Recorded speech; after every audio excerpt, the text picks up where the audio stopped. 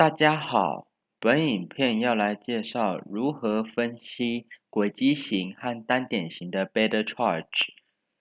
上一部影片讲到如何从 XDAT to POS.py 生成的轨迹切片，大批量送 job，以及执行 Better 和 CHG-SUM.pl。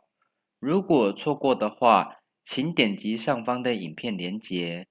本影片要来介绍协助整理这些计算结果的工具 Charge.py。这个程式能够分析单点型或轨迹型的 beta charge。它分析的是 ACF.DAT 档 ，Charge.py 只读取 charge 这一行，代表每个原子的外层电子数量。它缺了两个关键的资讯，一个是每个原子是什么元素，以及中性原子时的外层电子数量。理论上，知道元素种类就能推算出中性原子的外层电子数，但不要试图仅凭元素在周期表上的族数来手动计算。好比说钾 potassium 的 POCAR， 它会考量到 3p 甚至是 3s 的电子。如果说它考量的是 3p 以及 4s 的电子的话，那它总共会有7个电子。如果说它考量的是 3s、3p、4s 的话，它总共会有9个电子，并非仅仅只考量到一个价电子而已。本程式支援单点式和轨迹式，两者的差别在单点式读取档案，轨迹式读取资料夹。先从单点式开始讲起。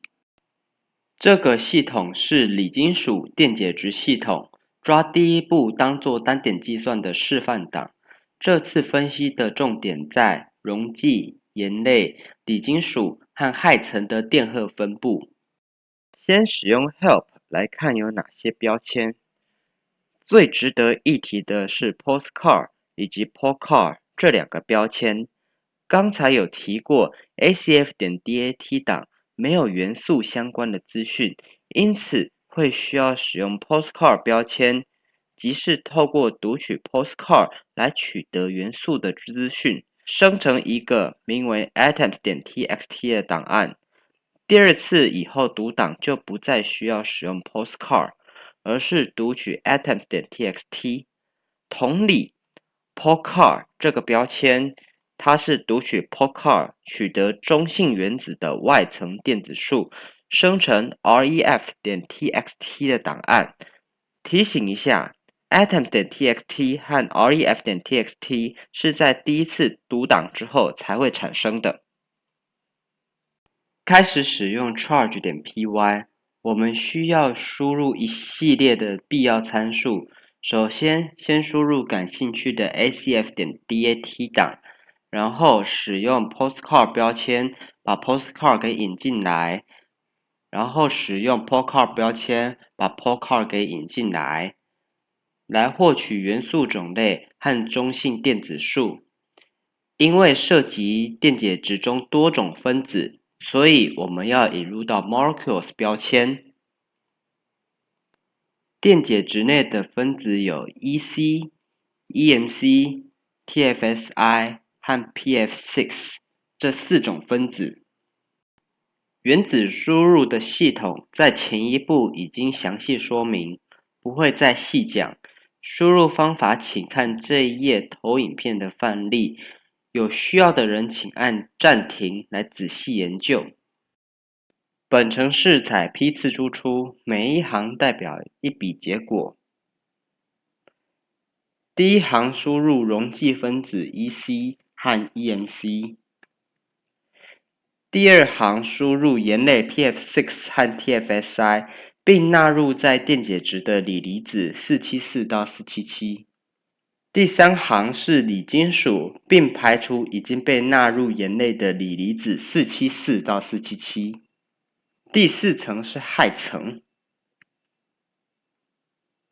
程式生成一个名为 Selected Charge Difference 的档案，依据所定义的分子群组，将资料划分为4个主要的区块。第一个区块是溶剂，第二个区块是盐类，第三个区块是锂金属，第四个区块是氦层。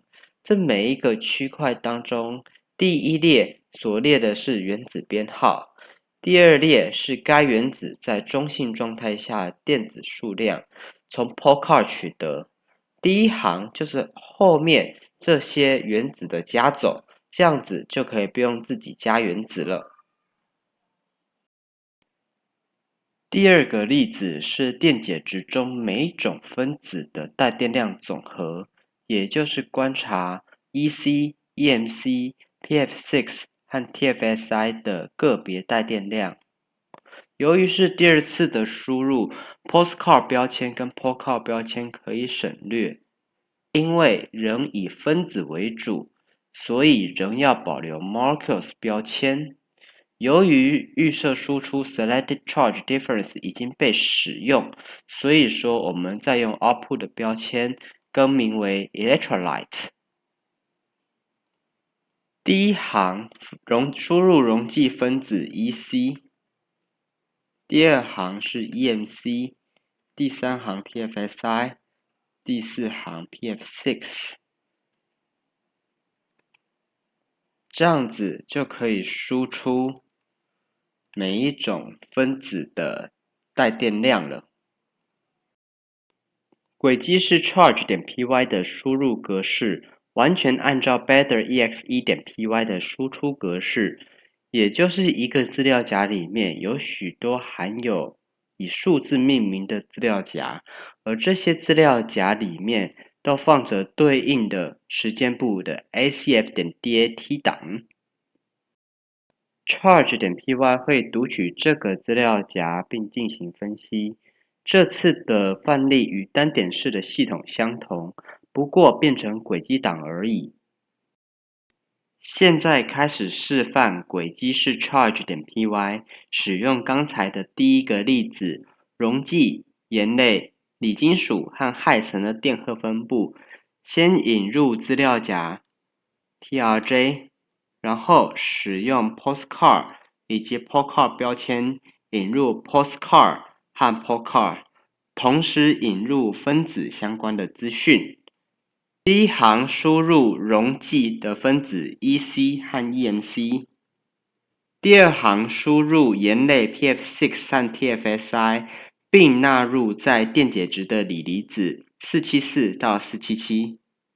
第三行是锂金属，排除已经被纳为盐类的锂离子474到477。